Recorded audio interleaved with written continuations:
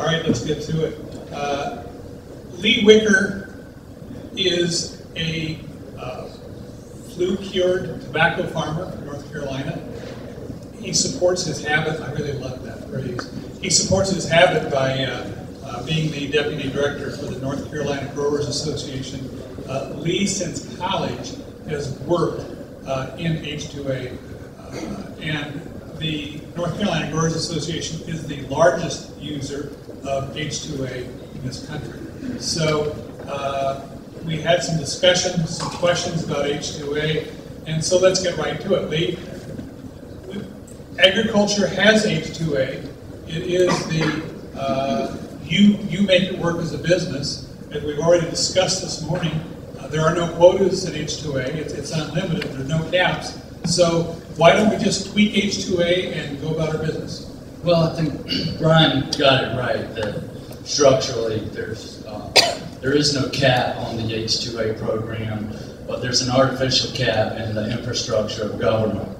And so we could reform the H2A program, but H2A carries its own set of baggage, as Brian asserted, and it would take a lot of reforms, Joe, to make H2A more user-friendly and workable. So NCGA is interested in the reform effort in Congress for the future flow part of this process.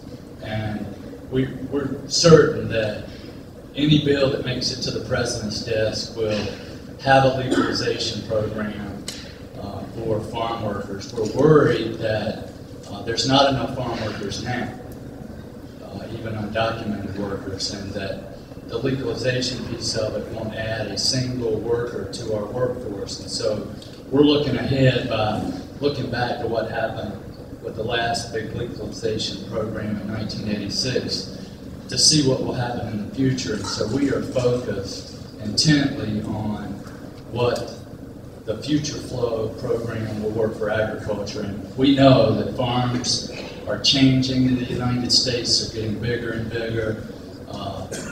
You're more likely to have year-round production in vegetables in California and a big portion of the southeastern United States. The dairy farmers have a huge need here. And so the biggest point I think that Brian made, overwhelmingly the most significant point, is agriculture is united, and I think we have to be going forward. If agriculture gets divided again, then we're not likely to get a program through this Congress, even though we've got a lot of momentum. And so, you know, the three big principles that the farmers that I work for at NCGA, I work for 750 family farmers.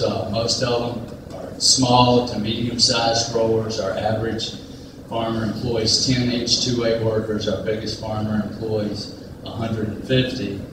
And they like the contract type that Brian talked about, because the crops that we grow in North Carolina are expensive to produce, to plant, cultivate, and harvest, just like your crops are here. I'm a tobacco grower. It costs tobacco farmers $3,000 to $4,000 an acre to plant and harvest a crop. And if we have good yields and a good market, we'll make $500 to $600 an acre. But we've got a lot of vegetable growers, and you know, for example, strawberries and tomato growers. It costs about, you know, on black plastic culture production, it costs them somewhere between $13,000 and $15,000 an acre to grow strawberries and tomatoes. And we want to know that we're going to have workers that are going to be there when we need to plant, and they're going to stay until the end, all the way through our harvest. I tell people all the time, farmers, every step they take from the time they go and borrow their operating money to plant their crop to the very last day of harvest, every step they take is to get to the last 10% of the crop, and that's going to be their profit. That last 10% is where they're going to make their money. And so our growers really are focused on this contract type. And so the H2A program, we figured out a way to make it work within our cooperative. We employ 7,500 H-2A workers. Joe was joking about the chutes and ladders. Tamara couldn't put that on the actual board because it's a copyrighted children's game, but it is a cumbersome process. We have to go through 3 federal agencies and 2 state agencies, and I think for farmers to put their faith in the federal government to have farm workers on their farm when they need them, the 3 principles that we're focused on are having a fair, predictable, stable wage rate, a streamlined application process, and then a process to settle legal disputes with farm workers quickly and efficiently without going to court. And so that's sort of my 5-minute introduction to H-2A and what it would take to have a better guest worker program. And so we're engaged in the Agriculture Workforce Coalition through the USA Farmers Group, which is a national H-2A user group, and so we're really excited. We think this is probably the best opportunity that we'll have in the next probably 5 to 10 years. So Brian's absolutely right. We've all got to stay together, and we've all got to push the Democrats and the Republicans equally about what we need to keep labor-intensive agriculture production in the United States. This is a big deal, right? This is about our food supply, and this is about people's lives, so we're excited. Jaime Castaneda is the Senior Vice President of Strategic Initiatives and Trade Policy for the National Milk Producer Federation. His expertise is in trade and immigration. And Jaime, Lee brought up in his discussion the issue of dairies. So how about this question of just simply reforming H-2A, and how would that impact your clients? Thanks, and thanks for Tamara for the invitation, and thanks to all of you for being here. For us, H-2A is simple because we don't have access to H-2A. So we always have actually, we make a little bit of fun because we said, well, we don't have the luxury of complaining about H-2A, because actually, I don't like my boss when he complains about having greenhouses in Hinton Head and everything. I wish I would have the problem. So it's a little bit of that. We wish we'd actually have the problem of saying H-2A is cumbersome, we can't use it, but I'm just telling you the reality. I mean, we have a farmer, and I'd rather not say the state, but actually he was using H-2A employees, and he ended up actually using them for dairy. The Department of Labor, forget about eyes, the Department of Labor came and actually fined me for $100,000. So just think about the difficulties of actually dairy. Jason Resnick is the Vice President and General Counsel for Western Growers.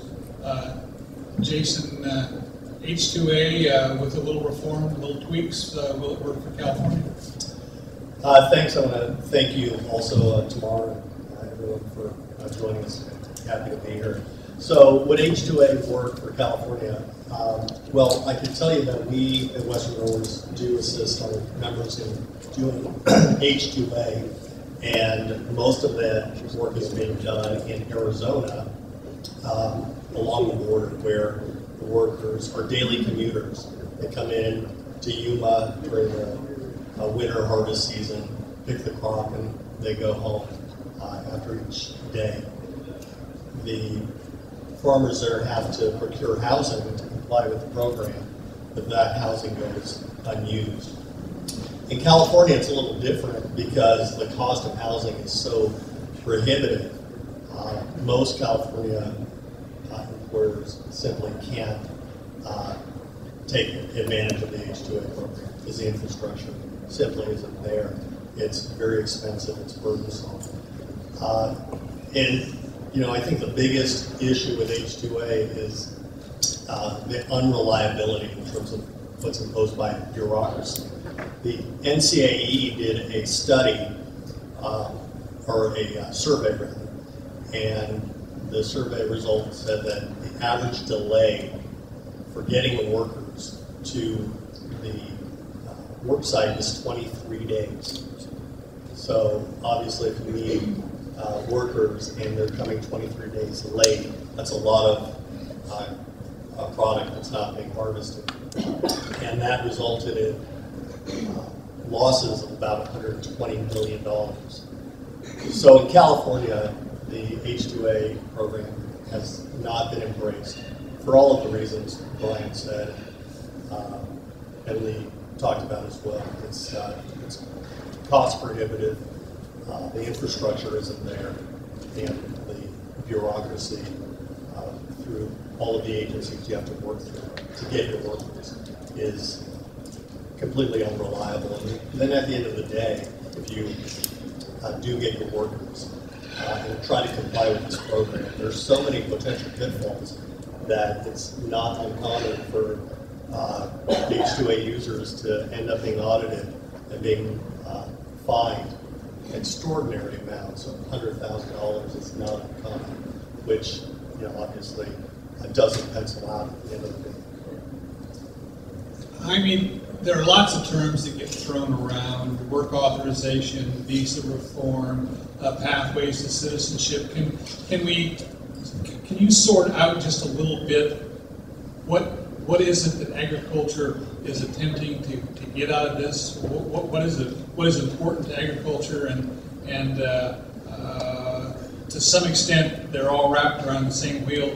To some extent they're separable. So can we talk about that just a little bit? Yeah, let me first state that we are part of this agricultural workforce coalition, and we have actually been one of those that we're not keen necessarily on ag jobs, so it was supported because it was the only thing. But we're very excited, just as Lee said, we're very excited that actually we're part of this new coalition. We have actually a program that pretty much accommodates the needs of all different groups in the United States.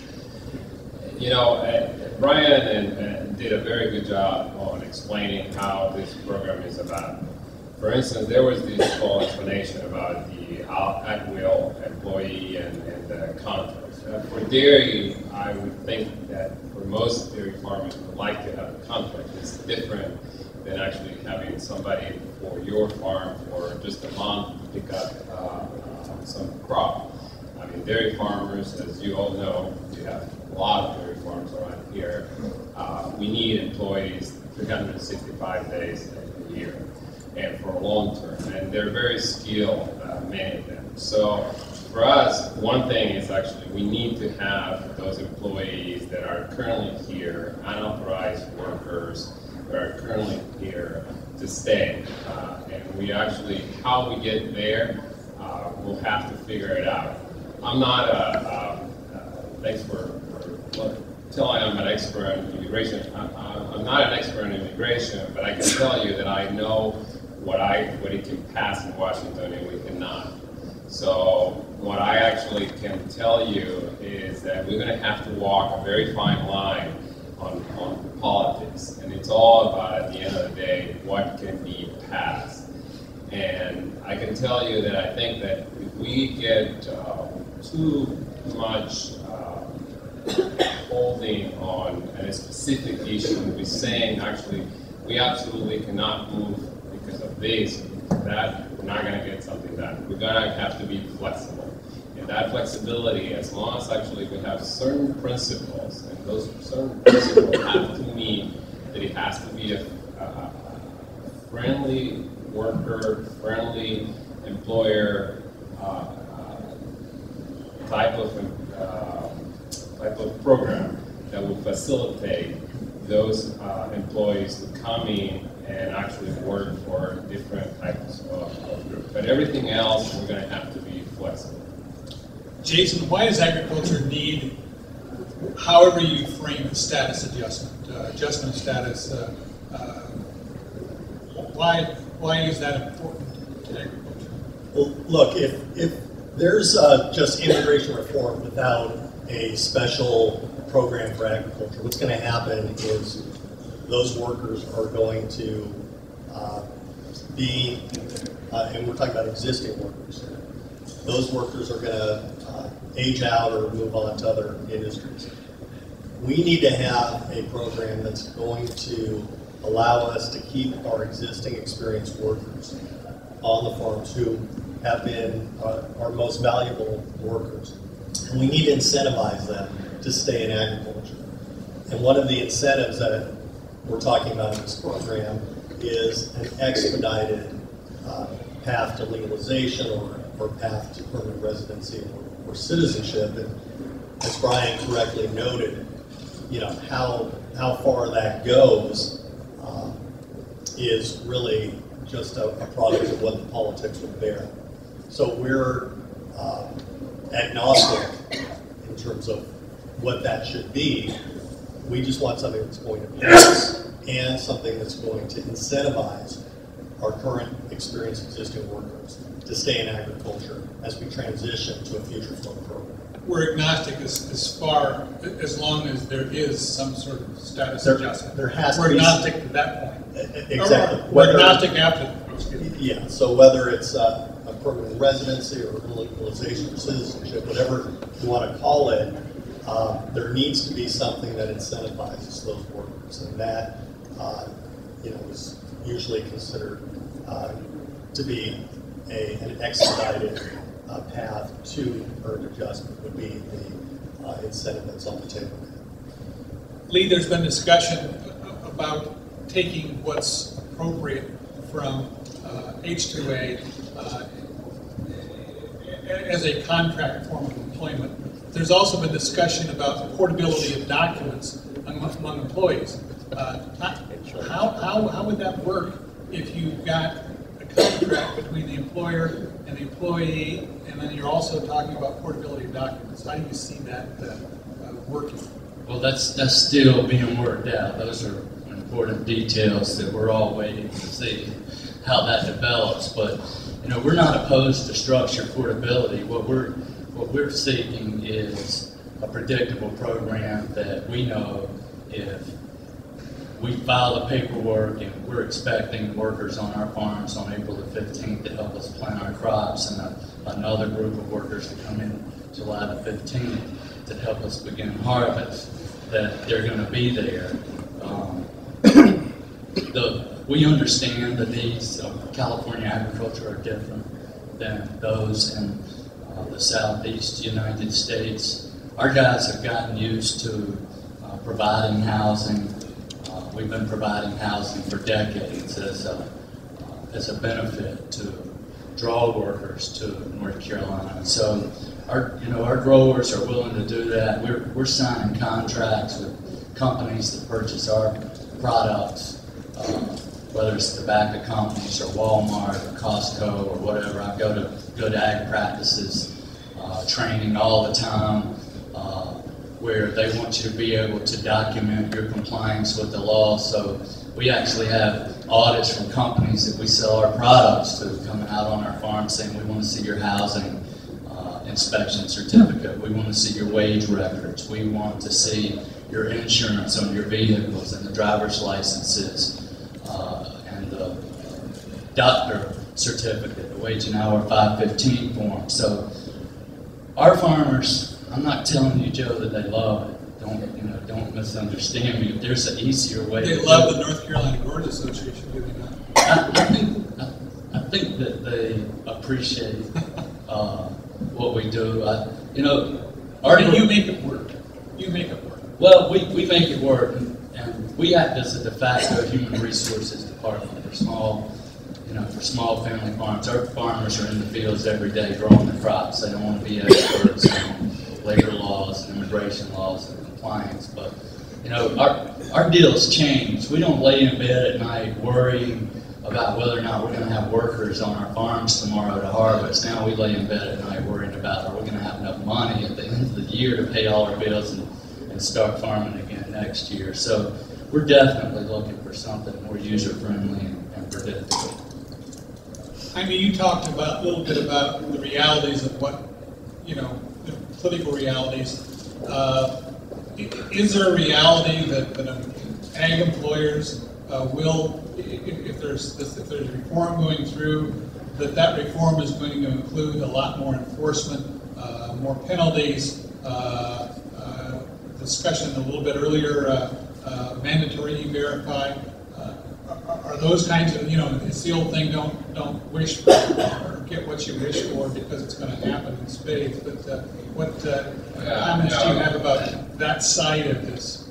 Short answer is absolutely. I think that, but I think at least dairy farmers, talking to them, they're not afraid of additional enforcement and verifications and all sort of paperwork, as long as, there is a clear path of either for those employees here today to be able to actually have some type of legal status, and then for a current flow. But because it's easy to actually say all the time, there's all these illegals in the country, and my grandfather or my great-grandfather came through some legal process. Well, the problem is that we don't have a legal process.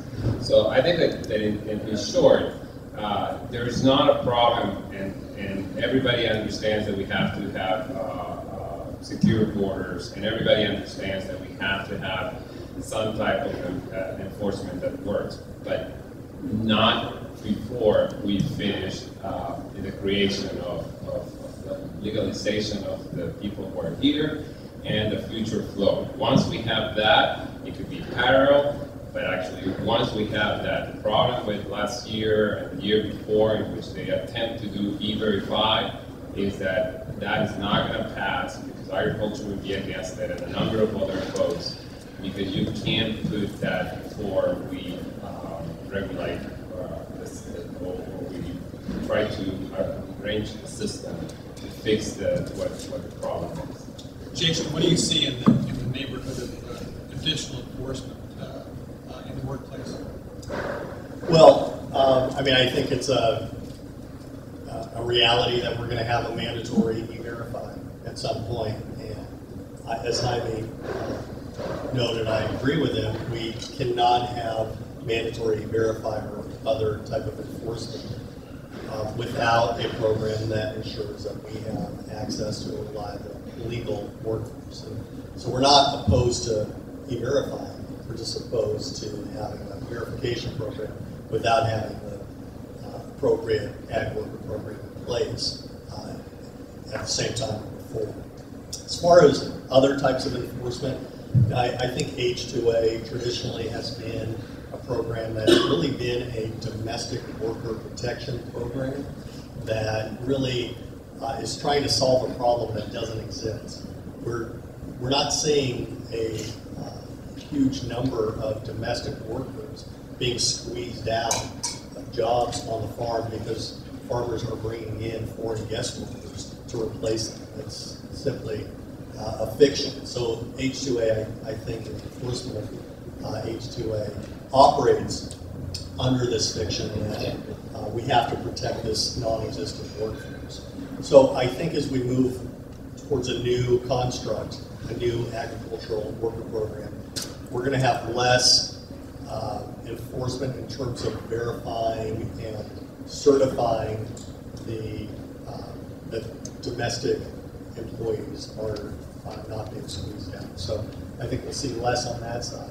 But I think we'll also continue to see the labor standards being upheld as they are now by DOL, Wage and Hour Division, state departments. They're going to continue to have a role to ensure that domestic workers and foreign guest workers alike are being treated fairly. I think, as Brian pointed out, most observers point out that 1986, there were some issues, and we, for one, basically abandoned interior enforcement. But, and Lee, not to be partisan in any way at all, it's been suggested that the president's plan is a little thin on future flow. It's a little thin on temporary workers, guest workers in the future. And if that was a problem in '86, how important is it that we address that component? where our labor is going to come from in the future. And if you'd like to comment, if you think the president's plan is fit or not, please feel free to say so. I'd rather not comment All about right. the president's plan. It's absolutely critical that we address future flow. It is, it's the single most important piece of this discussion in the agricultural space. As Brian said, we've done major immigration legislation in 1952, 1965, 1986. There's many fewer farmers today than there were in 1986. I'm seeing it in North Carolina, you're seeing it in California. It's to the point now that we're almost outnumbered by enforcement agents of the government compared to the farmers. And so it's and everything is so transparent today, right? Everybody's got a cell phone riding up and down the road. Our workers have a cell phone. I took USA Today reporters and LA Times reporters out to some farms late last week. They were talking to some of our workers who have internet connections with their families back home. They were Skyping several times a week with their relatives in Mexico. So the retailers, the consumers, I don't think we have to be afraid of the enforcement agencies or what the consumers want. Agriculture is different today than it was in 1986. Everybody's looking over our shoulder. None of us are operating in the shadows anymore. We have to be accountable. It's about food safety. It's about documentation. It's about compliance. And so the growers that I work for are not pounding on the table saying we can't do this. Now they're saying let's all get together and figure out how we are going to do it, how we are going to comply with the law. And so the future flow for agriculture is the most critical piece if we're going to keep labor-intensive agriculture sustainable in the United States. Jason, without commenting about anyone's plan in particular, I'll ask the same question of you. I saw an article in CNN yesterday that said, we talk about the heavy lifts in this business, lifting the 310 bar, status adjustment, pathways to citizenship. It was suggested here that the whole thing could get hung up, not on all of that, but on this issue of guest worker or temporary worker. I mean, and we talked earlier about the importance of status adjustment, but let's talk a little bit more about what Lee just discussed, and that is the future flow. Well, I completely agree with Lee that the future flow component of the ag worker proposal is the most important part. We need to transition to that point, and so the existing workforce component is important, but we need to have a program that's going to be sustainable for years to come. So future flow is critical. I don't think I saw the emphasis in the president's plan on that, but I don't think the president is leading on immigration. That proposal, whether it was intentionally leaked or accidentally leaked, I think the president is content to let the Senate and the House do the work, and it appears, at least for now, that the Senate is taking the lead, although the House is right there. So we might see bills that are buried in a conference committee. But I was heartened by the Senate's proposal, the Gang of Eight, as Brian alluded to. I guess to have any legitimacy now in Congress, you have to be in a gang. There's so many gangs, but this Gang of Eight, I think, got it right. They dealt with all the components that are critical. It deals with the 11 million or so workers that are here, or people that are here. Obviously, that's critical. Border security is critical. Workplace enforcement is critical, and having a guest worker program for agriculture, which is specifically called out in the Senate's plan, is obviously critical to us, and then they also note the critical need for the STEM workers that Brian alluded to, science, technology, engineering, and math. So I think there is an understanding that ag has unique needs, that the guest component or the future flow component of the ag work proposal is going to be part of the Senate package.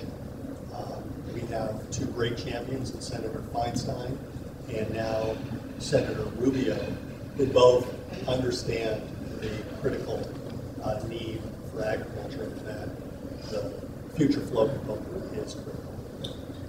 Jaime, let's talk. I have a question about border security, and I'm prompted by this because I read, and I believe these statistics come from the Migration Policy Institute, half of all federal criminal prosecutions in this country come from illegal border crossings or re-entries of people without proper documentation. That's over half. In Tucson, I was told in my home state that the figure is 85%. The other number that was astonishing to me was we're spending more with Border Patrol and ICE than all other combined federal enforcement agencies, police agencies in this country. So, with the Gang of Eight, we got this issue, and you talked some earlier about political realities. How do you see this? Well, the other thing, we've also seen that Homeland Security says they can't measure what they're doing. I mean, we're spending a ton of money, and they say they can't measure what they're doing. They're working on it. But we've got border security tied up into this. Do you see that delaying this process? What's your sense of border security and immigration reform? No, I don't see that.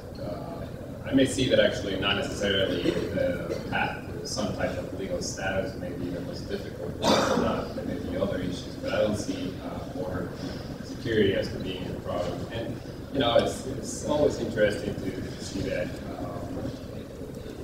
you have anything coming into the country legally, because again, it's not there's not a way for that product or that person to actually come in.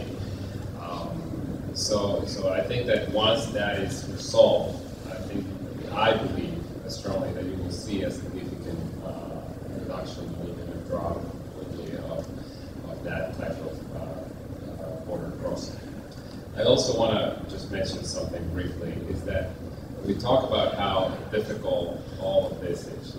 This is not a really difficult issue. It's a complex issue, but it's not difficult. This all has to do about political will.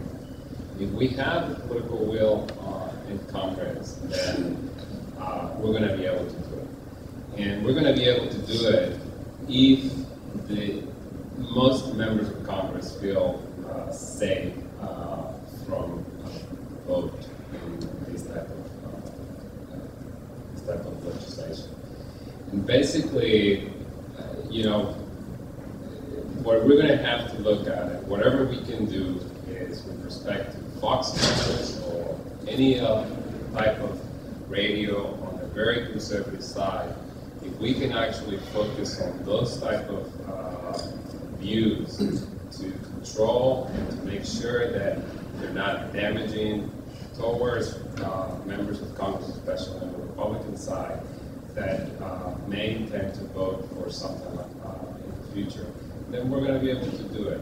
So border security, I don't think is going to be at the end of that problem. It's political will and how we manage that political will. Let me just add the news radio, the talking heads, component conservatives have really been a powerful voice traditionally in the anti-immigration front.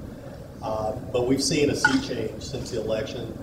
Sean Hannity is one of a number of conservative talk show hosts that have come out in favor of not only immigration reform, but a pathway to citizenship, which is a huge pivot compared to where they were just a few months ago. And I think that change is giving some space for conservative legislators to be able to operate within the immigration reform debate. So whereas, before the election, immigration reform was a third rail, it's impossible, it's too hard, it's too difficult, there's too many people against it. We've seen the change in the talk show, talk radio, and television, Fox News component. We've also seen a change in the voters. Conservative voters, Republicans, now I think overwhelmingly support immigration reform, including early adjustment for those who are here, provided that certain thresholds are met, such as paying back taxes, paying a fine, and perhaps learning the English language. So I think the whole environment has changed, and you're always going to have the anti-immigration factions, and those individuals are going to use border security as a chip to say, well, until the border is secure or operationally secure, I can't support immigration reform. Well, what does that mean? It's one of those very vague notions. How do you say the border secure? And so that's where some of the fighting is going to be. Is it secure if we have 50,000 boots on the ground, or is it secure when we have no more people trying to cross and getting through? That's I think where a big part of this is going to be. And for the people who are anti-immigration, they want to keep that notion very big. Before we get to questions from the audience, do any of you have any issues that, I'm sure you do, that I failed to cover or neglected or skated over as a group? I actually neglected one part to your question about H-2A in California specifically. I talked about how it's cost prohibitive to put up the housing, the infrastructure needed to be in the H-2A program. Another really important part of that is the experience of farmers and landowners in California who try to build housing get so much pushback from the NIMBYism folks, the people who say, we don't want migrant seasonal farm worker housing in our backyards. And so they push very hard to quash any project that will support farm worker housing. And that's really an important part of this, because even if a grower wants to spend the money and invest the capital to put in the housing, they often get stifled by opposing forces right there in their neighborhoods. Even though Brian said that Arizona doesn't have any labor standards, we have a similar problem in our state. So, questions from the audience? Yes, sir. And please, if you have a softball question, I'll take it. But direct your heart questions. I'm David Castellan with the Visalia Times Delta. Mr. Newspaper, Mr. Castaneda, you had mentioned about the handling issues related to talking heads on conservative talking heads and news programs. Could you elaborate on what you think folks here need to do in relation to those folks there? I mean, I got the sense that we need to sort of not be, or cut down on the criticisms of the people who, on the Republican side, who may want to weigh in on this issue. Was that what you're trying to say? Well, part of it. I think it is about trying to write editorials and trying to actually focus on the fact that the conservative side, there is a lot of folks that want to do the right thing. And it's just that in the past, and Jason described it perfectly, is that in the past they have been bombarded by all these talk shows, and there's still going to be some that are not going to change their views. But I think what we have seen, which is in my view essential for the possibility of passing legislation, is the fact that there are conservative talk shows, whether it's in TV or radio, that actually start seeing the possibilities. So we need to go out there and we need to actually support those members of Congress. They need to actually see that the majority of people, and in fact, Fox News showed a survey, which I was surprised that it's showing, that the majority of people in the United States are in favor for immigration reform and some type of legalization for unauthorized workers. So what do the people here need to do in relation to that? What do you want them to do? I think that actually trying to talk, I'm not familiar with the newspapers around here, but actually try to write letters to the editor, try to write letters specifically asking the members of Congress to support this type of event, and that actually you're going to be very vocal, because part of the problem is that members of Congress a lot of times just say, yeah, you're telling me you're supportive, but then I have, for every one of you, I have 10 people who are calling me and telling me that they're against it. So not only producing some letters to the editor, talking to the media, but also talking to your communities, talking to your neighbors, talking to your friends, talking to your family. I think that it has to be just not a farmer pushing for this, but it has to be a community. So that's how actually I think that this is going to be done. This gentleman over here is next. Again, Lopez Sandoval, the California Farm Labor Contractor Association. I don't want to marginalize Jason or Jaime, but I want to have a little conversation with Lee, if you don't mind, Lee. I'm trying to be hopeful about immigration reform, but I'm also kind of a pragmatist, and I'm thinking maybe we're not going to get what agriculture needs. But you mentioned that in North Carolina with your association that you're not worried about adequate supply of labor with your H-2A program. It seems to be working. And I have some questions about how and why it's working for you. One, are you working only with certain commodities, or is it across a span of commodities? We're working with anybody that wants to be in the H-2A program, so about 45 different crops in the state. Okay, so it's tobacco, it's 42 vegetables, Christmas trees, nursery. okay.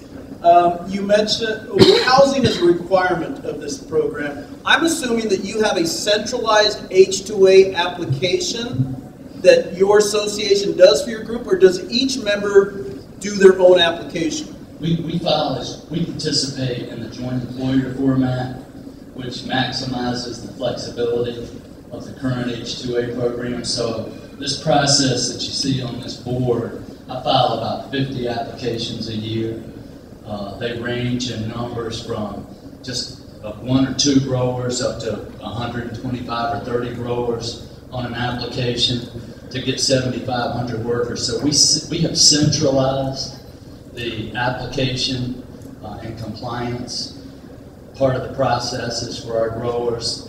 All the workers come through our office. We do the pesticide training. The North Carolina Growers Association is actually the employer. No, we're joint employers. Joint employers. So we can move workers from one farm to another. Overwhelmingly, our workers come to one farm and stay at one farm, but we have a percentage of workers that come in and may plant tobacco, then move and plant sweet potatoes, and move and harvest cucumbers, and move back to a tobacco farm, and then move to harvest sweet potatoes, then go harvest Christmas trees.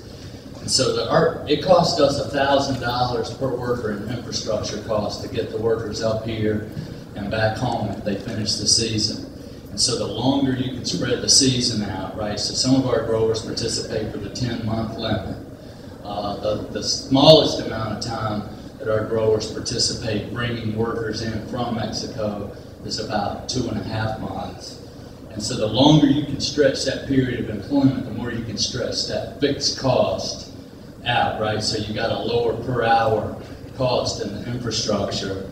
92% of our workers return year after year.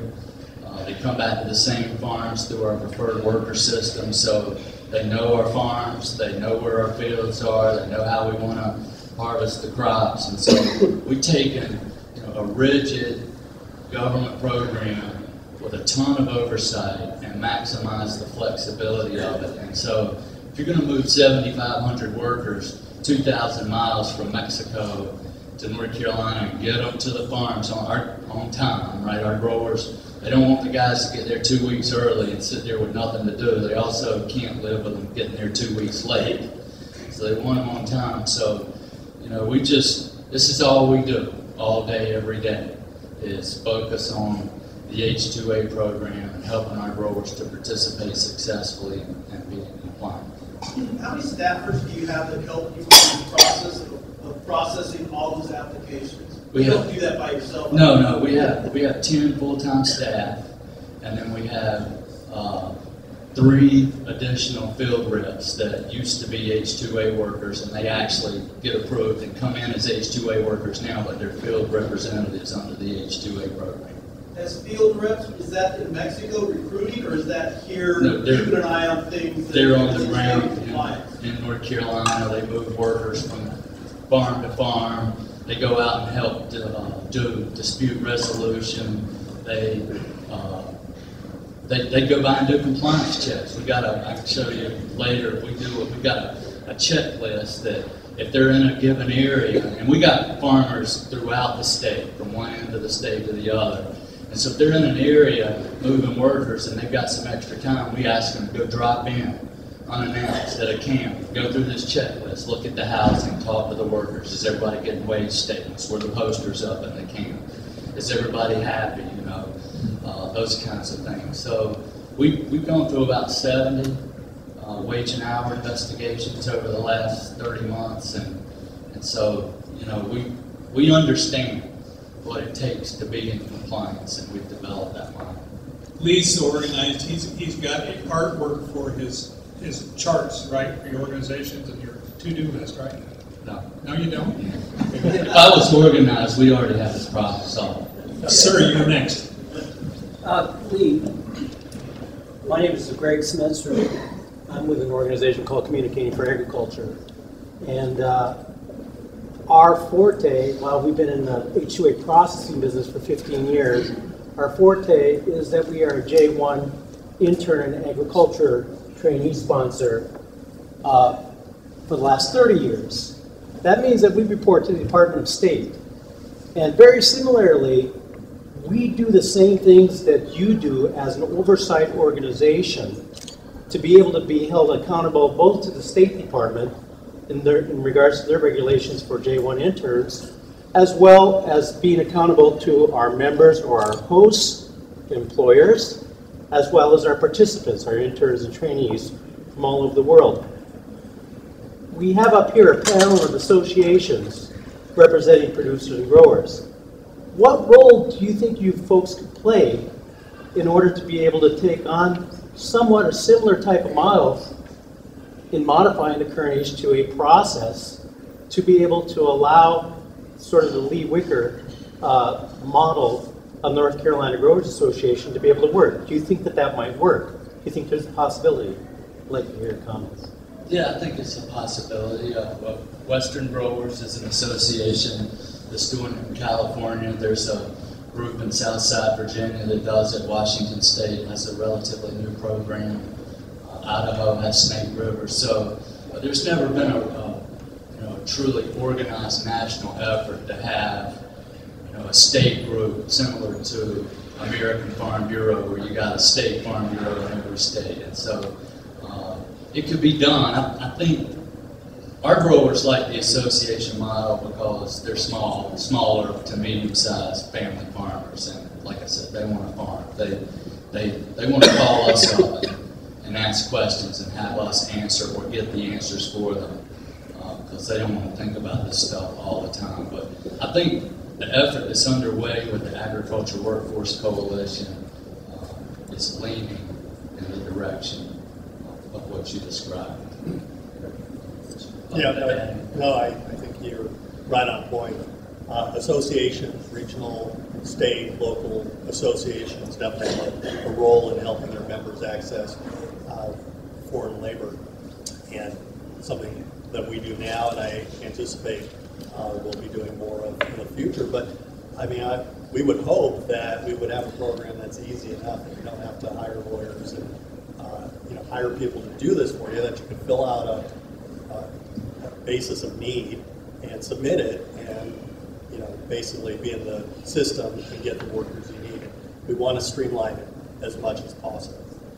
Brian Little works for the California Employer Service, and so I've admired for a long time the work that they do in this space. And if every state had, you know, a group doing the work for them like Brian's entity and NCGA, what I've figured out in the last 5 years is that the land-grant universities have done a fantastic job of getting the research out, the information out to the farmers to tell us how to market better, to tell us how to grow better, about new chemicals and fertilizers and how to save money. Where we've fallen short for agricultural employers is on education and training and compliance issues surrounding farm labor employment and OSHA compliance. And so we've got to do a better job. All the farmers I know want to be in compliance. Too many of them haven't been exposed to the training and education piece. And it's not Extension's fault, but we've got to work on it. Yes, sir. Time for one more? Yes, we do. Valerie says we do. Dan Leonard, Bronco Wine Company. I appreciate hearing the success of the H-2A programs and some of its deficiencies. I applaud the fervor of path to legal citizenship and legality, the 11 million people that are here. I agree about the border. It's nothing but a red herring. It's an excuse to do nothing. But what I don't hear is a conversation about the economic contributions of the 11 million people that are here and the ones that are documented through the H-2A program. All these individuals, when they're working, they're paying income taxes, federal and state. They're paying Social Security taxes. They're paying sales tax when they put the money back into the economy. Is there a story that can be put into this argument, and how do we do that? Jason?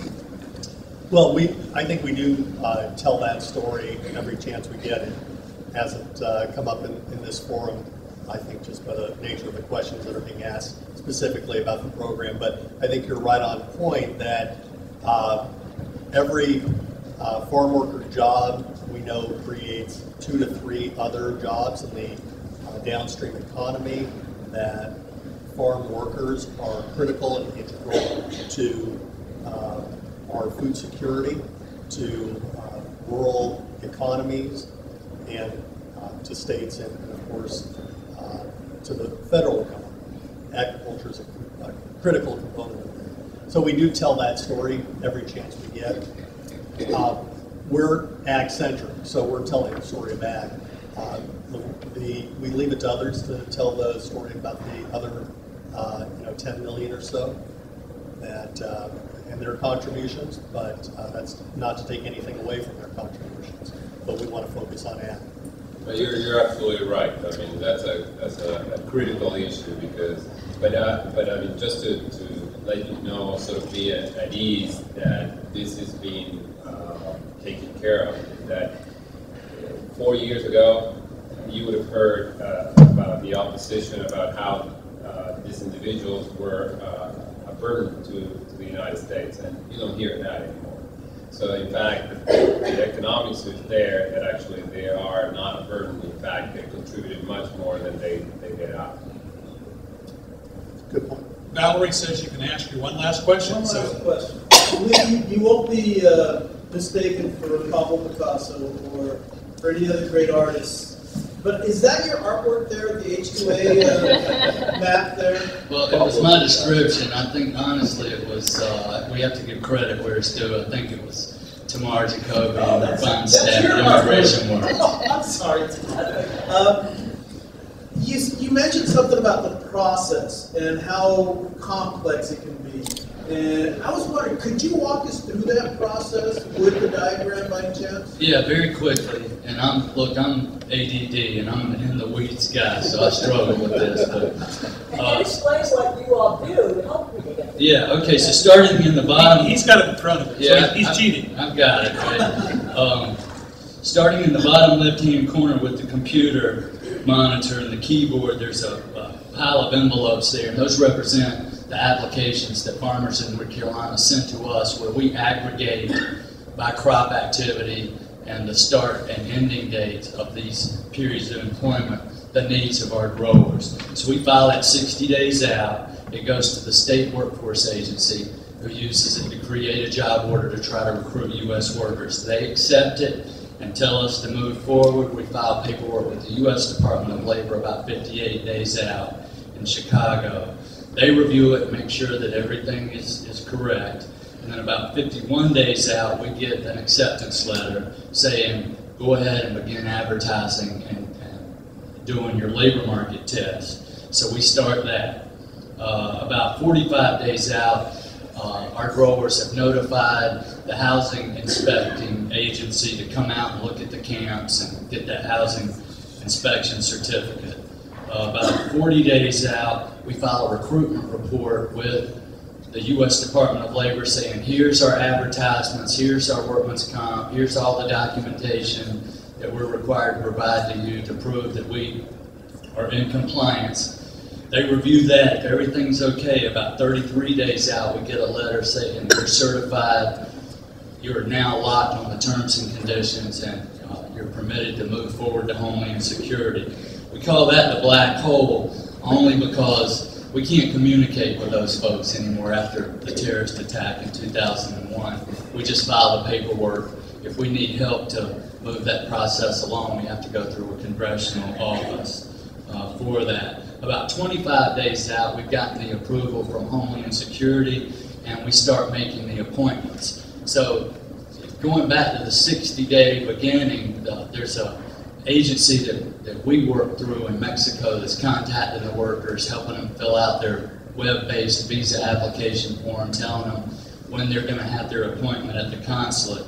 About 4 or 5 days out, the workers show up at the consulate, they're fingerprinted, all 10 fingers 2 times, background checks on Homeland Security, FBI databases. They go through a 5-minute interview. There's the Mexico border. We're rounding the corner coming home. There's the charter buses. The workers come in and 40 to 50 per bus on nice charter buses with Spanish-speaking drivers. They watch movies. We also use that 28-hour trip to do as much training as we can. So we show them pesticide videos, OSHA, safety videos, that kind of thing, to the point that some workers complain, we are so sick of seeing these training videos. The Big Red Barn, that's the office I work in. We literally work in a barn. And then the treasure chest represents the little miracle that happens every time workers pull into our driveway and we see the same faces every spring and summer coming back to help us be successful farmers in North Carolina. And look, you cannot overstate the importance of these workers. We cannot farm these crops without them. I have farmers call me all the time and say, Lee, I don't like to hear from you in letters when the wage rate's going up, but if you send me a letter and say that we can't get these workers back, then I'm done with labor-intensive agriculture. I'm just going to grow cotton, and soybeans, and corn, and row crops. So it's a big deal. My thanks to ImmigrationWorks and our sponsors, and will you thank our panel?